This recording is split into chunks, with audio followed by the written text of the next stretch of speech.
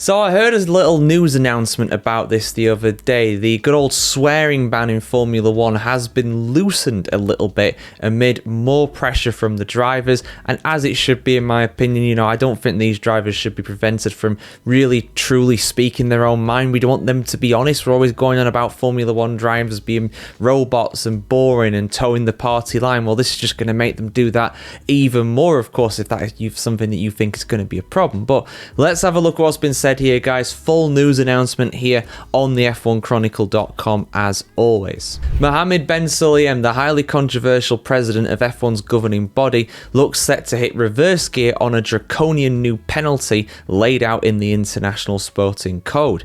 As a furious Max Verstappen was taking off his helmet in Parc Fermé in Jeddah, he was immediately approached by Ben Sulayem, and then they were involved in a brief but tense exchange.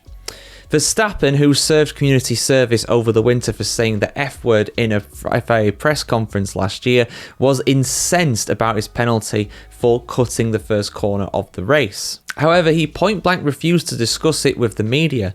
He said, "The problem is that I cannot share my opinion about it because I might get penalised," said the quadruple world champion. It is not just fellow Formula 1 drivers who have joined the Dutchman in lambasting the clampdown against bad behaviour, with new penalties involving tens of thousands of euros, docked points and even race bans, but also competitors in other FIA sanctioned series, including the WRC. But Verstappen's increasing reluctance to speak to the media hit a crescendo after Jeddah, where he referred specifically to the Sporting Code's draconian new Appendix B. "You can't be critical in any form that might harm or danger. Let me get the sheet out. There's a lot of lines," the 27-year-old quipped. So amid ongoing turmoil inside the Ben Sulayem-led regime and the increasing likelihood that he will be challenged in the presidential elections later this year, the FIA president now looks to be hitting reverse gear. Following constructive feedback from drivers.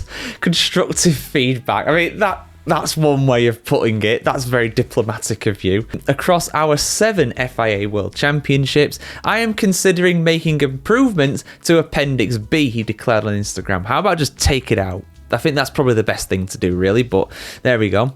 "As a former rally driver, I understand the demands they face better than most. But you still put through the law, mate. You should know better.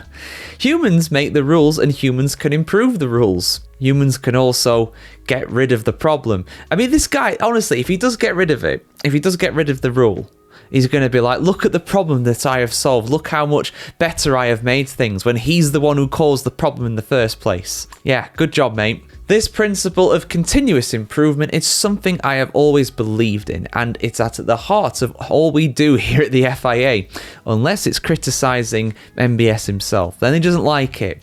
There's no such thing as constructive criticism when it comes to him because, yeah, he doesn't like that. By listening to one another and working collaboratively, we continue to drive a positive future for the sport we all care about so deeply." Meanwhile, former F1 driver Ralf Schumacher thinks that at least some of Verstappen's anger after the Saudi Arabian Grand Prix was not FIA related.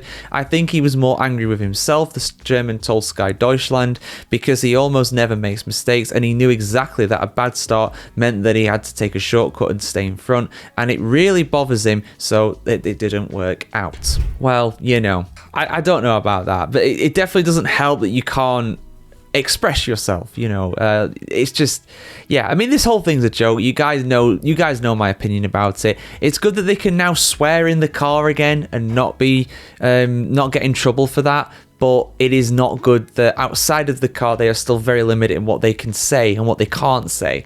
And that does apply to other series like WRC. I mean, I think they had like a strike recently, the WRC people. I must admit, I don't really watch WRC. I haven't for a long time now. I haven't watched it since the Loeb days back in the day, But, it's, it's a mess. They just need to take it out. I don't just revert back to what you did. As they say when there's a controversial video online, there's always time to delete this. The best time to not put that appendix in was before they actually tried putting it in, so it never came into effect. But the second best time to do it is right now. But we'll see if they do. If he is going to be challenging the presidential elections, which I hope he is. I mean, Susie Wolff has been rumoured. A few people have been rumoured to actually, run against him and stuff. And I hope they do. And if he fears losing his position, because I think he would do, potentially, then he's going to want to go on the charm offensive and try and be like, look, it's not so bad under my rule, is it, after all? And then if he gets in again, he'll put all the rules back, potentially. Potentially. I'm not saying he will, but I'm saying he could do that. But yeah, anyway. What do you guys think? Do you think this rule needs to stay? Do you think it needs to go? I think it needs to go. Get it in the bin. Chuck it away. It's trash. It needs to stay. It needs to stay out of our sport.